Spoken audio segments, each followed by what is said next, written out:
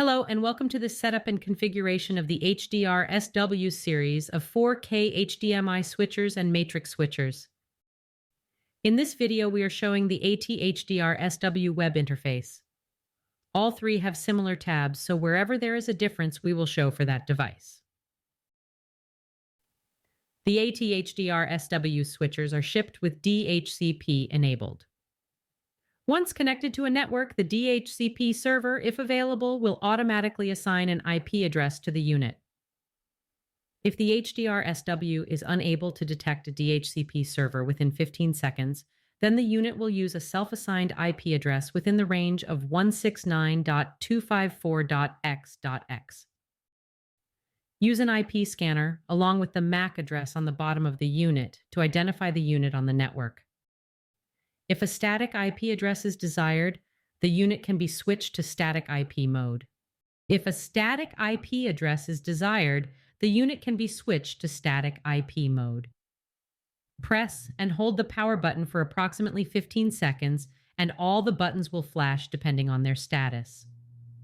2 flashes mean it's in static IP mode. The default static IP address is 192.168.1.254. 4 flashes mean it's in DHCP IP mode. You'll notice when you log in, there is a warning to change your password from the default.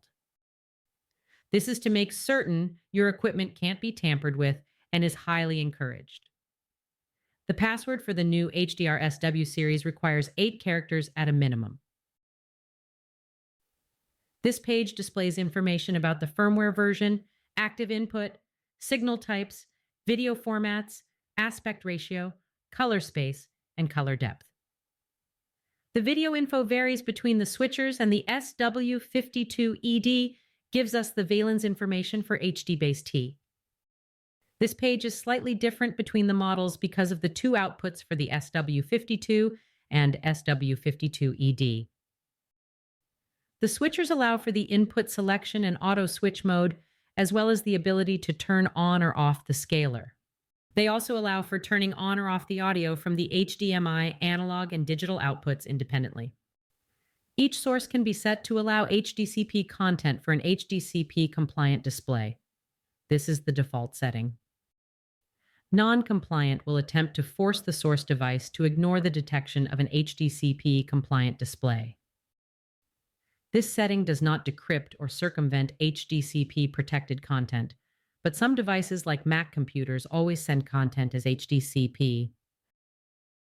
The 2 outputs can be matrixed or mirrored on either the SW52 or the SW52ED. The SW52 does not have display control, but the SW52ED has the ability to control displays through both the HDMI and HD-T outputs when mirrored. However, if you set it up for matrix mode, you will lose the ability to control the displays. Both the SW52 and the SW52ED allow for a slider setting on the analog audio output, which follows the front panel volume control and the audio LEDs on these units.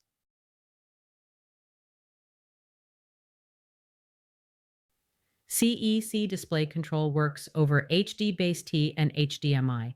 You can also control a display using RS-232 or TCP IP. This switcher, like most of the Omega switchers, has velocity drivers built in, so you can control the display using third-party control protocols based on active video presence. The AT-HDR SW series can be controlled through RS-232 from a control system.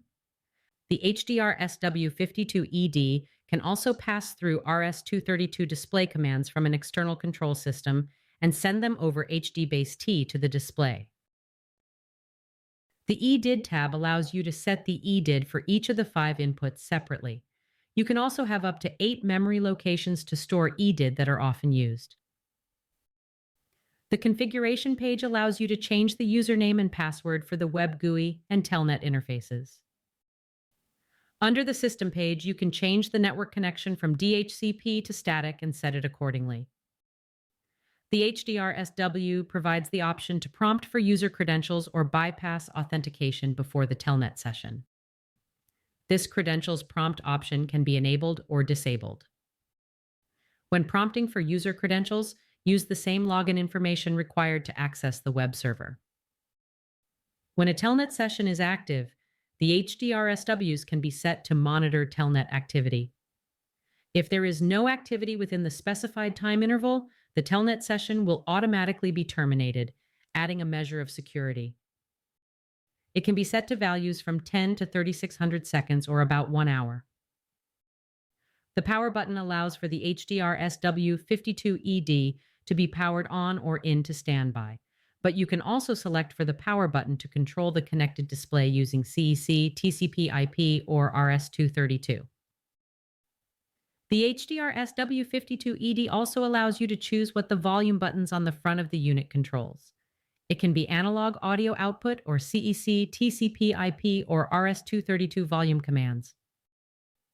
You can also reset to factory and update the firmware.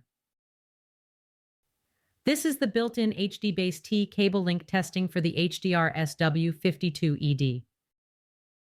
It will indicate whether the cable or connection passes data transmission tests. For more information on the HDR SW51, SW52, or SW52ED, go to www.atlona.com.